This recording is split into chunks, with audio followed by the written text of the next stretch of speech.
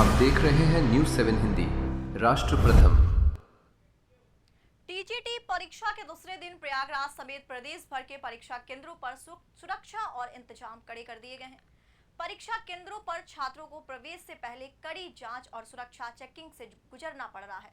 जानकारी के अनुसार पहली पाली की परीक्षा सुबह 9:30 बजे शुरू हुई और यह 11:30 बजे तक समाप्त हुई।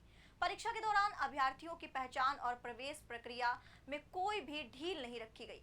पिछले दिनों की कार्रवाई में पुलिस ने प्रदेश भर में 11 फर्जी अभ्यर्थियों को पकड़ा था। इनमें प्रयागराज में 9 फर्जी अभ्यर्थियों को गिरफ्तार किया गया था, जबकि 2 अभ्यर्थी परीक्षा केंद्र से फरार हो गए थे। इन पर कड़ी निगरानी और सुरक्षा उपायों को और सख्त करने का निर्देश दिया गया है। पुलिस और परीक्षा अधिकारियों ने कहा है कि परीक्षा निष्पक्ष और शांतिपूर्ण तरीके से संपन्न हो, इसके लिए हर स्तर पर सतर्कता बरती जा रही है।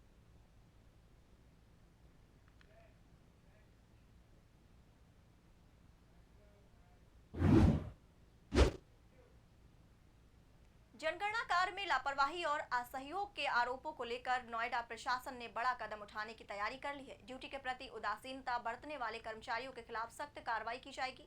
अधिकारियों के अनुसार कुल 92 शिक्षकों और सहायक अध्यापकों के खिलाफ एफआईआर दर्ज कराने की प्रक्रिया शुरू कर दी गई है। प्रशासन का कहना है कि जनगणना जैसे महत्वपूर्ण राष्ट्रीय कार्य में नियुक्त किए जाने के बावजूद संबंधित कर्मचारियों ने अपनी जिम्मेदारियों का निर्वहन नहीं किया।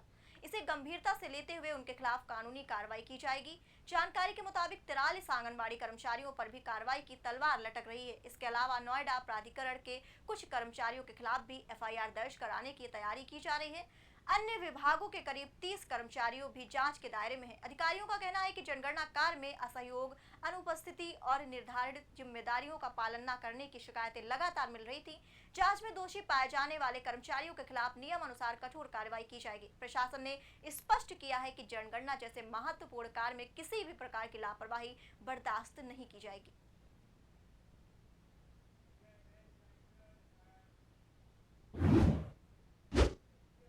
आगामी सिपाही भर्ती परीक्षा को लेकर मुख्यमंत्री योगी आदित्यनाथ ने अधिकारियों को स्पष्ट निर्देश दिए हैं।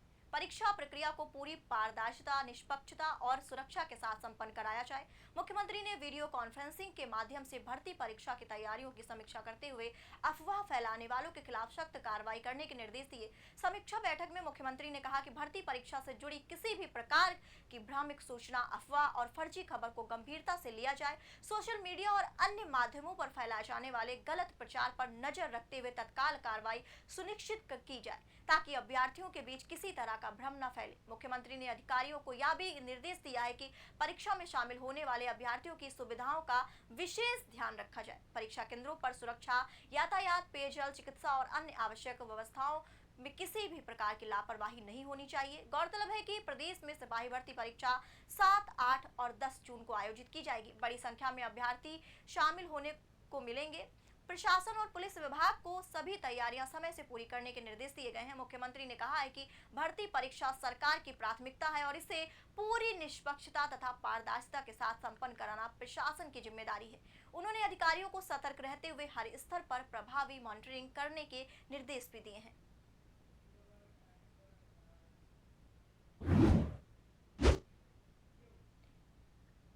विश्व तंबाकू निषेध दिवस के अवसर पर लखनऊ में तंबाकू और नशे के खिलाफ व्यापक जागरूकता कार्यक्रम का आयोजन किया गया। यह कार्यक्रम नारकोटिक्स सेल और क्राइम ब्रांच की ओर से सामुदायिक स्वास्थ्य केंद्र अलीगंज में आयोजित किया गया, जिसमें युवाओं, छात्रों और स्थानीय नागरिकों को तंबाकू तथा नशीले पदार्थों के दुष्प्रभावों के बारे में जानकारी दी गई। कार्यक्रम का उद्देश्य समाज में बढ़ती नशे की प्रवृत्ति पर रोक लगाना और लोगों को स्वास्थ्य जीवन शैली अपनाने के लिए प्रेरित करना था। इस दौरान विशेषज्ञों और पुलिस अधिकारियों ने तंबाकू सेवन से होने वाली गंभीर बीमारियों और सामाजिक नुकसान के बारे में विस्तार से बताया। कार्यक्रम में मौजूद एडीसीपी क्राइम किरण यादव ने तंबाकू और नशे की लत से दुष्प्रभावों पर प्रकाश डालते हुए कहा कि युवाओं को नशे से दूर रहकर अपने भविष्य को सुरक्षित बनाना चाहिए। उन्होंने बताया कि तंबाकू सेवन कैंसर, हृदय रोग और श्वास संबंधी कई गंभीर बीमारियों का कारण बन सकता है। इस अवसर पर नागरिक से नशा तस्करी और अवैध गतिविधियों की जानकारी पुलिस और संबंधित हेल्पलाइन नंबरों पर देने की अपील भी की गई। अधिकारियों ने कहा कि नशा मुक्त समाज के निर्माण में आम जनता की भागीदारी बेहद महत्वपूर्ण है और किसी भी संदिग्ध गतिविधि की सूचना तत्काल प्रशासन को दी जानी चाहिए। कार्यक्रम के दौरान उपस्थित लोगों ने तंबाकू और नशीले पदार्थों से दूर रहने का संकल्प लिया तथा समाज में जागरूकता फैलाने का संदेश भी दिया। पुलिस और स्वास्थ्य विभाग ने भविष्य में ऐसे जागरूकता कार्यक्रम आयोजित करने की बात कही।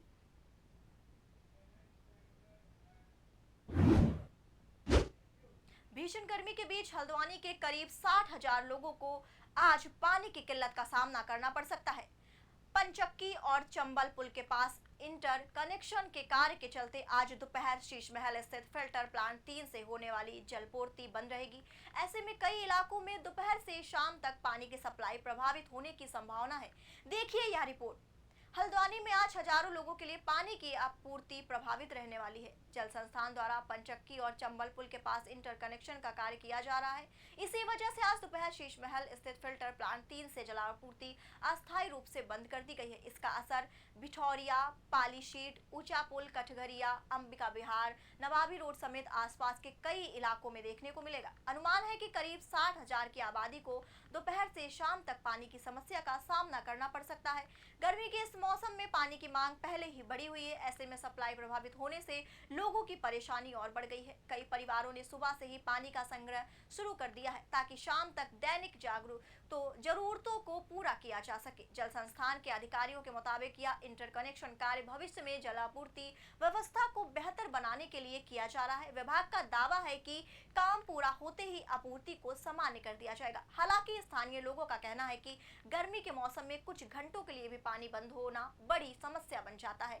लोगों ने मांग की है कि ऐसे समय में वैकल्पिक जलापूर्ति की व्यवस्था भी सुनिश्चित HERO हीरो। पापा, ये हीरोज कौन होते हैं? हीरोज हर जगह होते हैं, फिल्मों में, फिल्मों के बाहर भी। और ये हीरोज दिखते कैसे हैं? हीरोज सबसे अलग होते हैं, लेकिन अलग दिखते नहीं। हीरो स्टॉल होते हैं कि शॉर्ट होते हैं? वो खाना खाते हैं कि नहीं? स्कूल जाते हैं कि नहीं? वो पढ़ाई करते हैं कि नहीं? ये हीरोज भी होमवर्क करते होंगे क्या? वो कुकीज खाते हैं क्या? पापा, ये हीरोज करते क्या है? वो आपके साथ रहते हैं और आपको प्रोटेक्ट करते हैं। बाय। फिर तो आप ही मेरे हीरो हुए, क्योंकि आप ही मुझे प्रोटेक्ट करते हो। लेकिन इस घर में एक और हीरो है जो हमेशा आपको सेफ रखता है। मुझे तो कहीं नहीं दिख रहा। हीरोज हमेशा दिखाई दे ये जरूरी नहीं है। वो सिर्फ पर्दे के आगे ही नहीं, दीवारों के पीछे भी हो। गैलेंट एडवांस TMT सरिया, इसकी ताकत बने घर की ढाल और इसकी फ्लेक्सिबिलिटी रखे घर को सॉलिड सालों साल। गैलेंट एडवांस 500D TMT, निर्माण का रियल हीरो। सॉलिड भी